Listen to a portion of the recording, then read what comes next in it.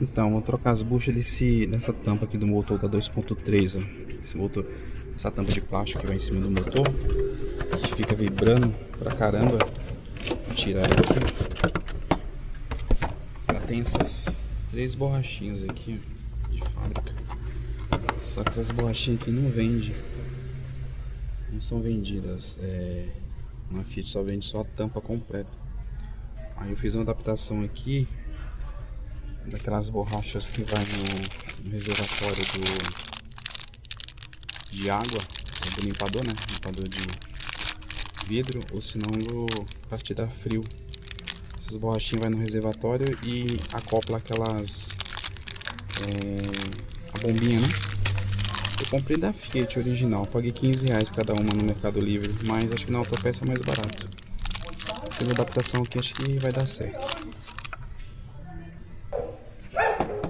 Então, tá vendo? A tampa tem três encaixes. Tem 1, 2, terceiro encaixe aqui nessa tampa. Aí aqui, o motor tem esse ponto aqui. Aqui você vai encaixar essa borrachinha. Ela encaixa certinho. Ó, encaixei uma aqui.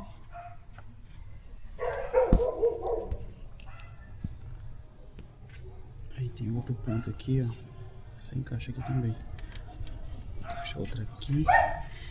E outra lá no fundo. Aqui, ó. Encaixa outra aqui também, ó.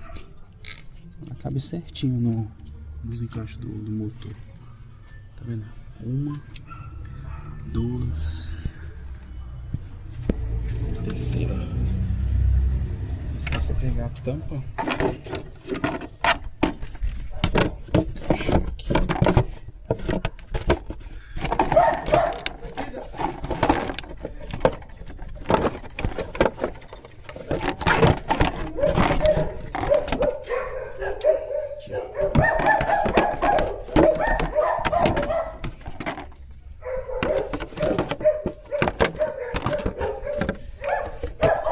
Aqui que ela entra certinho.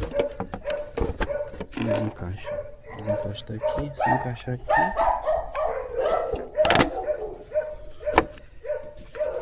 E descer a outra tampa em cima da outra. Encaixa certinho. Aí ela não vai mais vibrar. Fica aquela vibração toda fazendo um barulho do caramba. Lembrando que a torneira, que é a tampa original, é 450. Essa borrachinha eu paguei R$15, então quer dizer, foi R$50 as borrachinhas. Acabei economizando. Fica aí, pessoal, a dica aí pro